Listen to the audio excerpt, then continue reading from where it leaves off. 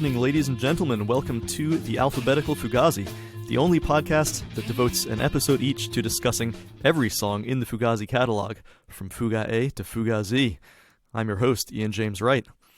So, this podcast is off to a pretty good start. We've had some distinguished guests.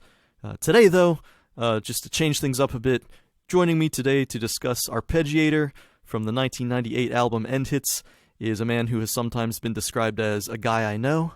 Welcome to the show, Tim Aiken. Hey, thanks for having me, and definitely not distinguished.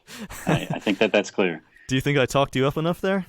I think you talked me up enough, I think is the right word I would use. I have absolutely no history, no background. I played this song poorly, and that's important. I think that's an important part of my contribution to the discussion of the song. So, yes. I'm going to go ahead and disagree. So the background is, I've known you since high school, right? That's right. And that's right. You're one of the first people, I guess, I played music with. Same for you? Yeah. And if you could call it music, yeah.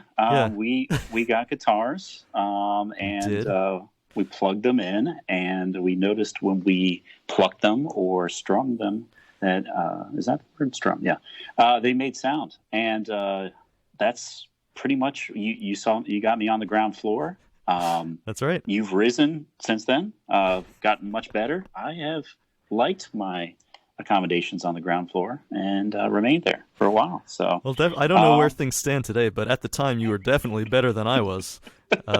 So yeah, let's just leave it there then. That's good. Yeah. That's good. But we played this song. This was one of the first songs we played together. So absolutely. And we were never really in a serious band. Did we even have a name for any group that we were in together? No, I think we were Radiohead for a while, but then we learned that was actually taken. Yeah, that was embarrassing. This was really embarrassing. This was the days before Google. Like, we could be forgiven for not knowing there was a band out there called Radiohead. Right. That's right. We only had Encyclopedia Britannica to refer to. We didn't have fact checkers on staff. I think we had the 1979 version at the time. So yeah, no Radiohead. Yeah. So I remember we played Arpeggiator, or we attempted to. I don't think we ever really nailed that. Let's see, we tried to... I remember we often played Know Your Enemy by Rage Against the Machine. Yes. Let's see, we played a little show outside of our high school cafeteria sort of area, where we played like a Clash song and a Pearl Jam song and a Green Day song, I think. That's right, we gigged. That's exactly right. We gigged, yeah.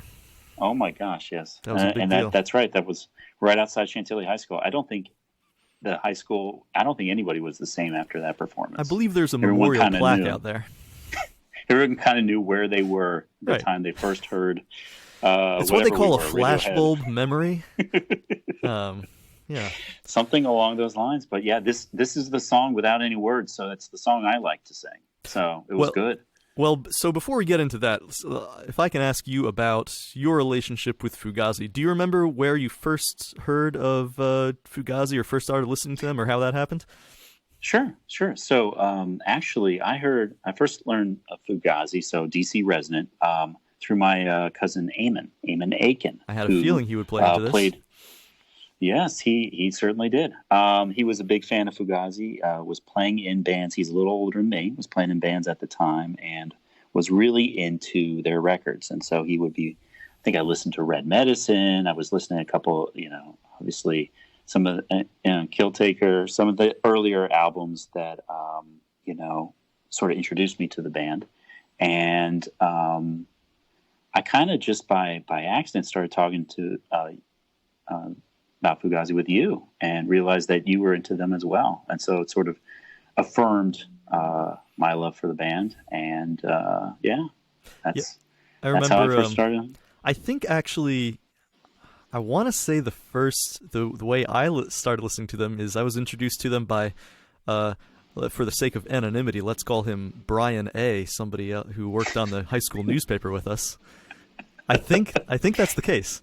And I got Red Medicine, and then but the fact is we both were into Fugazi before End Hits came out, right? That's right. I think. That's and then, correct. so I think we both remember this coming out sort of at near the end of when we were in high school, or the middle, I guess. And it was kind of Middle. an event for Mm-hmm. certain people who were into this band. That's right. That's right. Yeah, it was definitely, and I don't know if we're going to talk about end hits a little bit more, but definitely a different sound, which was starting to come from Red Medicine, and this sort of was that extension of I would call it experimental tracks, a little bit different sound. Yeah, maybe some people were used to. It seems like to me, I guess if I would characterize it as the band going in a certain direction up through Red Medicine, and then sort of a left turn with end hits and another one on the Arguments. I think those probably those last two albums each broke new ground in a way. There are others. Yeah. The others definitely did, but maybe not in as pronounced a way. Yeah. And it's a crazy record. Like that's you would wonder if you asked people to sort of rank their favorite albums by this band. Like I think a lot of people would struggle with End Hits because it's awesome, but it's very different. Yeah.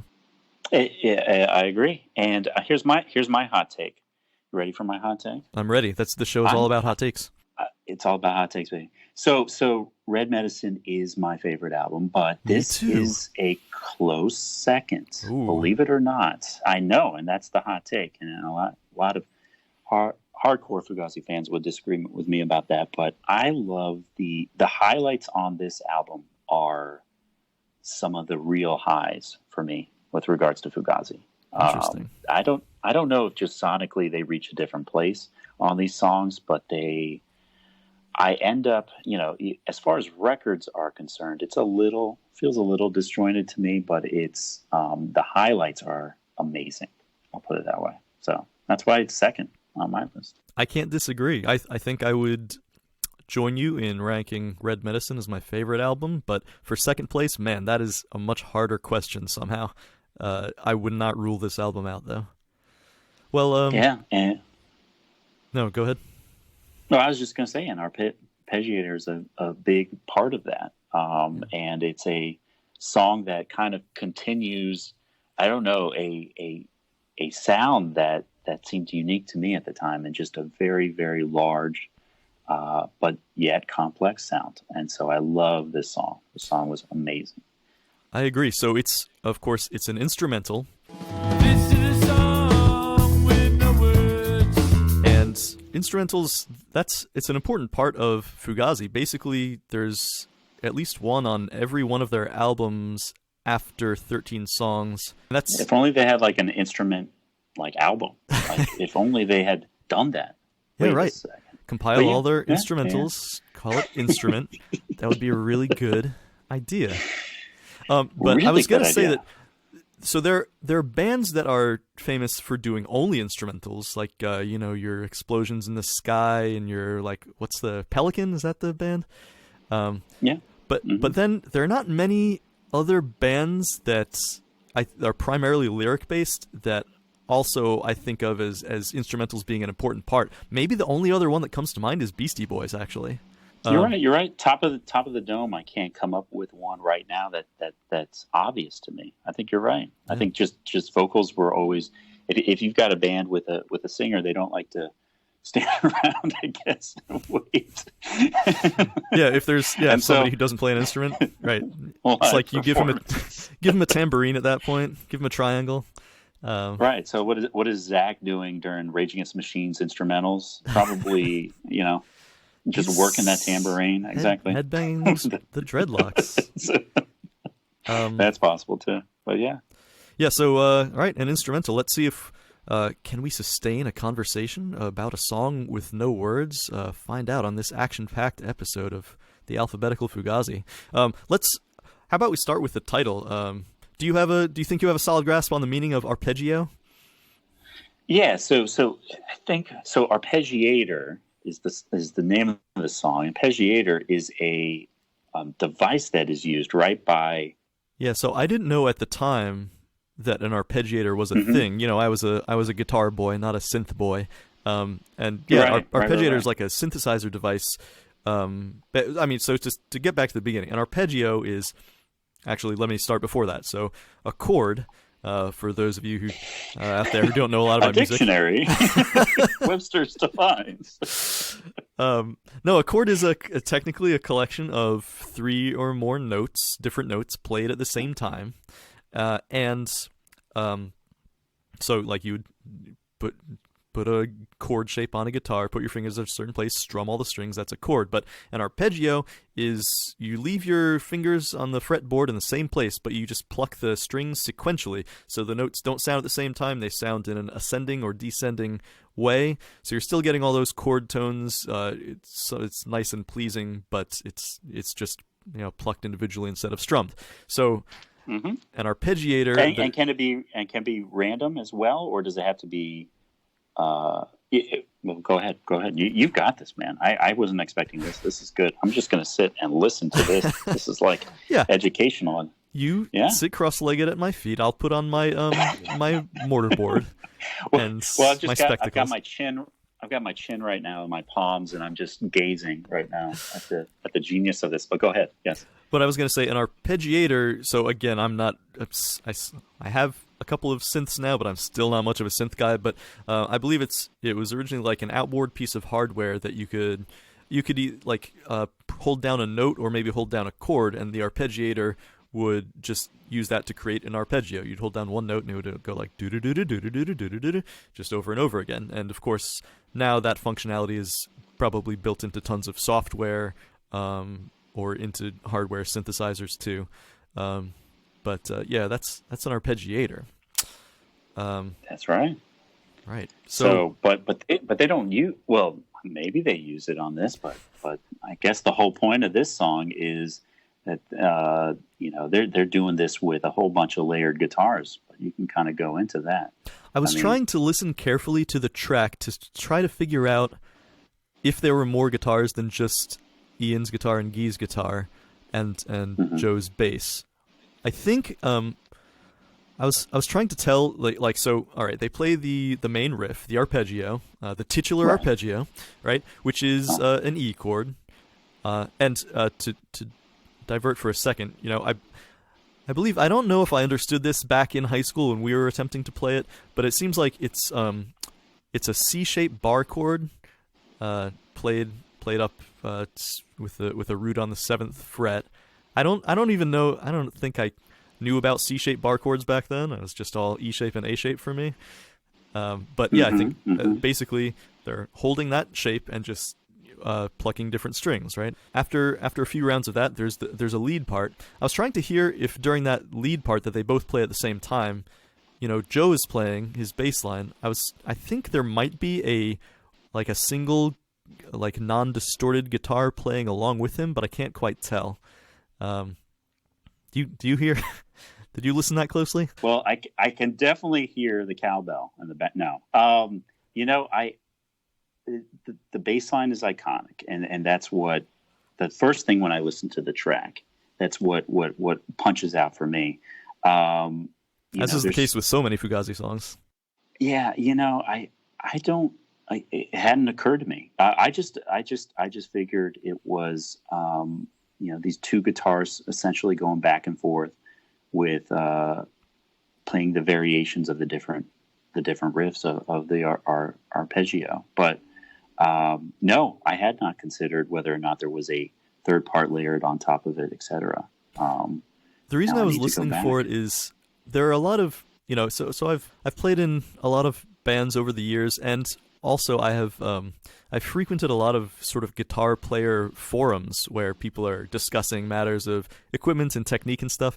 And something that I remember reading a lot is people, I think especially amateur musicians who are in bands, are always obsessed with so if the guitar, especially if you have just one guitar, one bass, drums, if the guitar takes a lead part, the music sort of starts to sound naked because they don't have this full chunky rhythm guitar thing. It's just the bass and the drums and then a lead guitar part.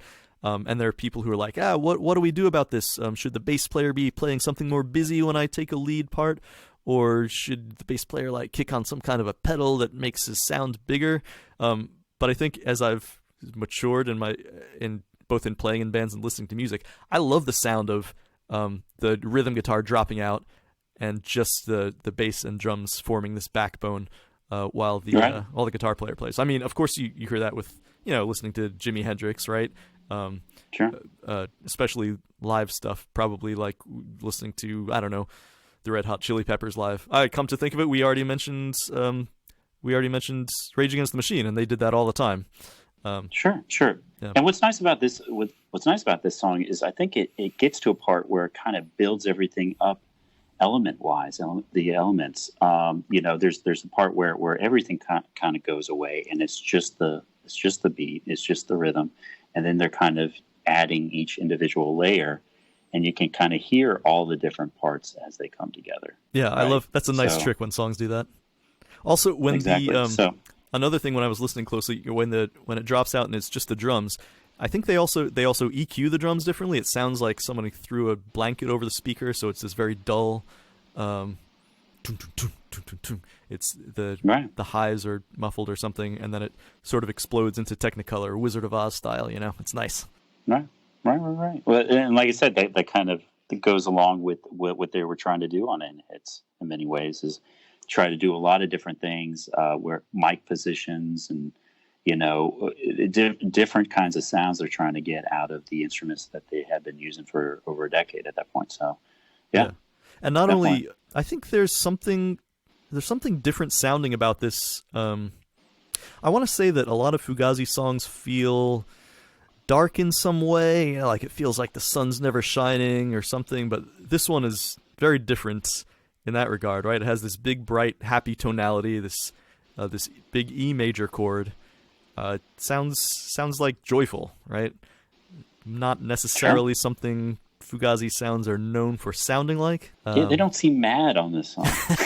They don't seem mad about any social issues. They're not right. They're not really mad at corporate entities or whatever, and that's they save that for the other songs. Yeah, no, I think there's something to that resonates in this song. It's sort of,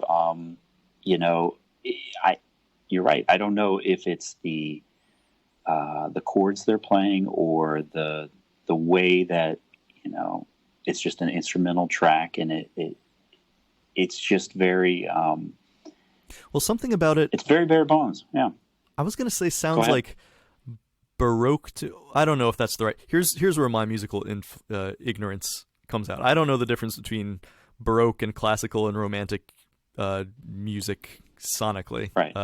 And if it's not Baroque, don't fix it. Right.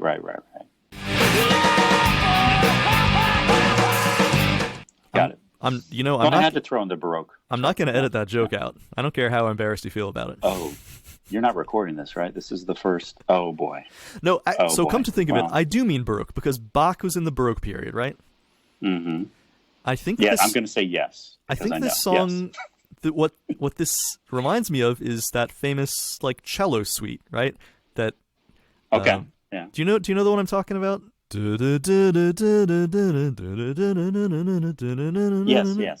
Yes, I am familiar. Yeah, right? And that's what I think of instantly when I think of Bach and the cello, right? Yeah. This Arpeggiator sounds a little bit like that, right?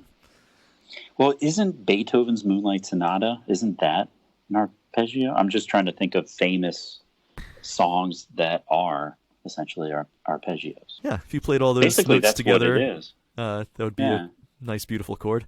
Oh man, I'm worried we sound like real musical dummies right now. I'm not worried. I was just I'm not worried. I know. I'm ready to own that. The other thing that I thought was interesting is rhythm-wise. So the song is in 4/4, right? But the thing is that it still has a feeling of 3 to it, right? Because it takes, if you think about it, so the arpeggio is this ascending and descending riff, and it takes 3 bars of 4/4 to go up and back down to the root note. Mm-hmm. See what I'm saying? So I do see what you're saying. In that way, it's a little different too. Has a little bit of sort of swaying romantic energy to it. I don't know exactly, but it's something a little bit different. It sounds pleasurable. Yeah, I don't think they're doing anything crazy with the time signature in this case. But you're right. I think maybe it's an emphasis of the notes, and it makes it sound a little bit different. Something else I think makes it sound different is this is I mean, just a small part.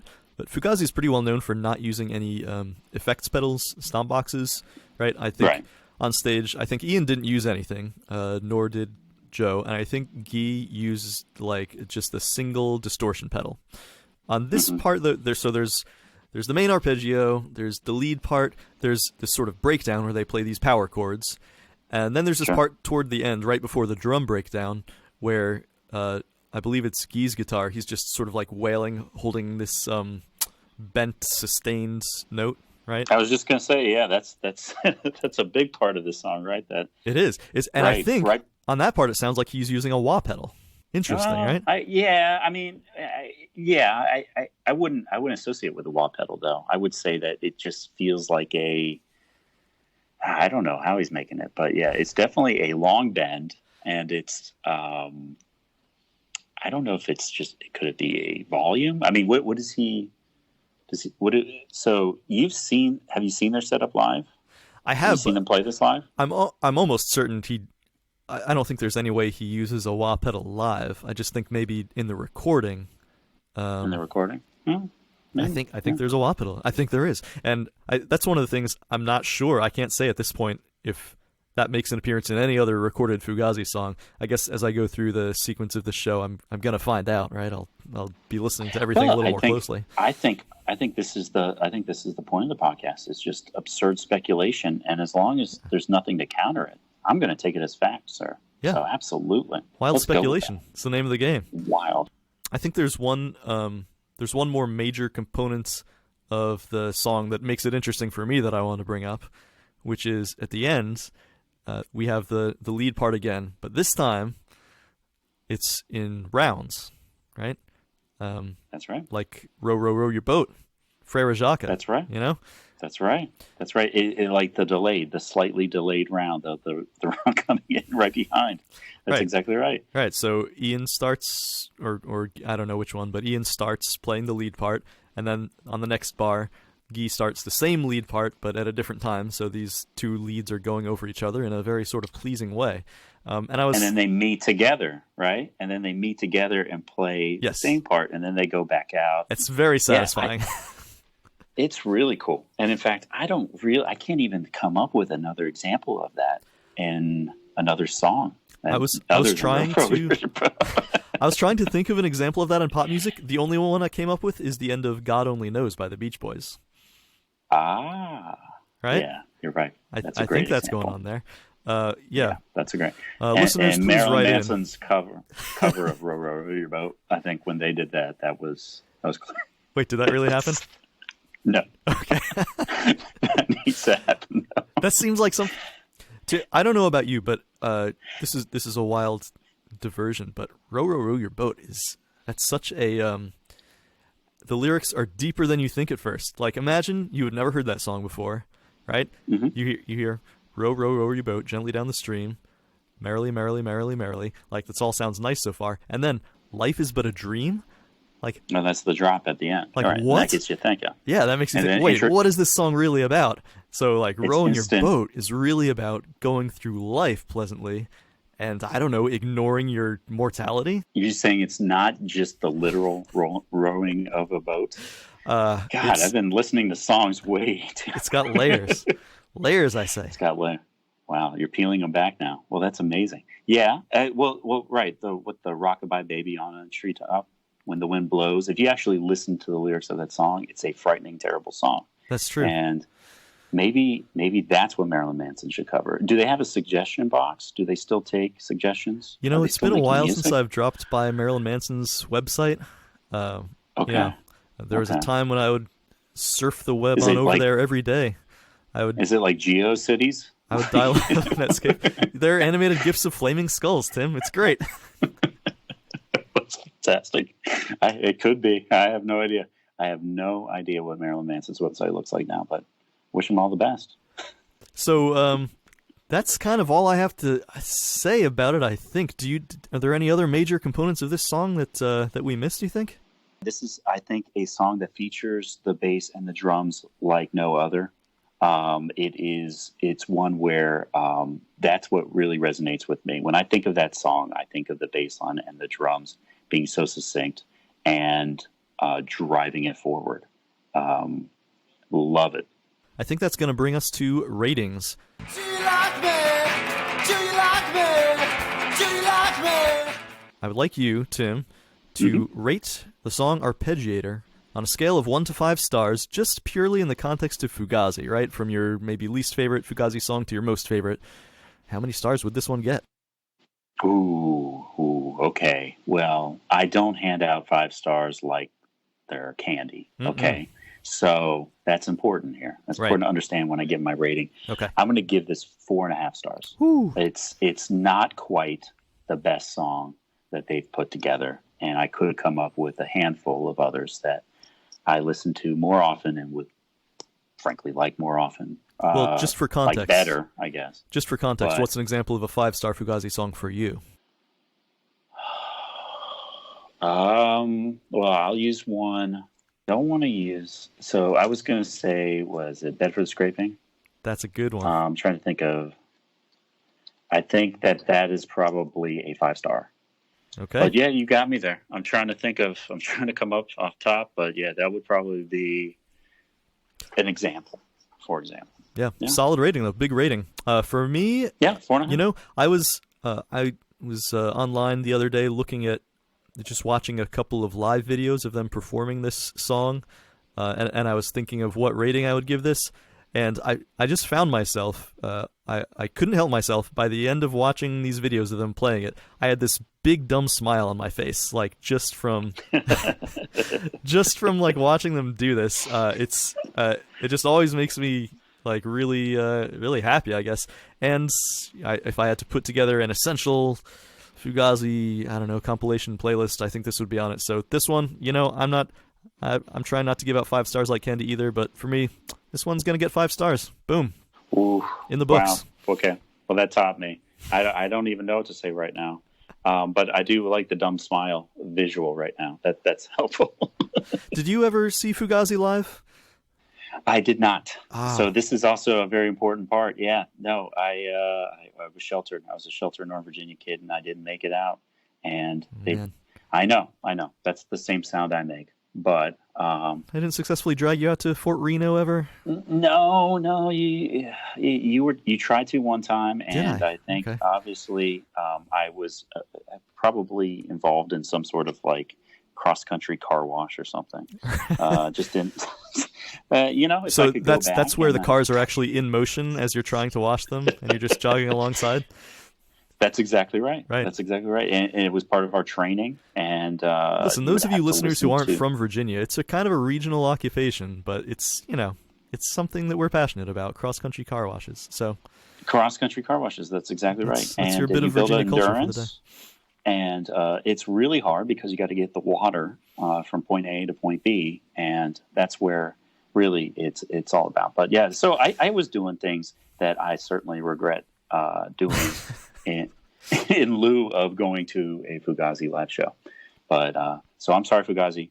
It's not too late to get back and maybe just do a show for me, and then go your separate ways again. But I think the premise of this suggestion. The premise of this show sort of begs them to do that because we're going through alphabetically. There is no Fugazi song that starts with Y or a Fugazi song that starts with Z. So I think this is a perfect opportunity for them to reunite, record those songs at least, just to give a sense of completeness to our whole sequence here. Yeah, because otherwise, what's the podcast? I mean, I don't know. I would freak out. Yeah. Is there a Q song? What song am I thinking of? What's Q? I don't think there's any. I'm not insisting that every letter of the alphabet be represented here, but it would be nice to have Z just for the bookend. It's fair. It's fair to insist it. Yeah. I think that. Yeah. I think that's a fair request. Ball's in your court, Fugazi. Let's get this going. All right, so there's just one part of the show left to do, which is plugs. I don't know if you're not exactly what we'd call a public person, but is there some place where you want listeners to reach you on Twitter or anything that you would like to plug events-wise or based on what it is you do? Well, yeah, my kid is having a baseball game this weekend. If anybody's interested, no. Ooh, we're recording this a little bit in advance, so. But I'll be sure to take a plane out there. There you go. Nothing to plug. So, but you're doing a great job. This is a great idea. I love the fact that you're rolling through the alphabet because, literally every song deserves its own podcast, in my opinion. They're all interesting. So yeah, well, be sure to let me know if which songs later on down the line you'd want to come back on and talk about. As for me, my only plug, you can reach me at fugaziatoz@gmail.com, and you can also join the Facebook group, the Alphabetical Fugazi.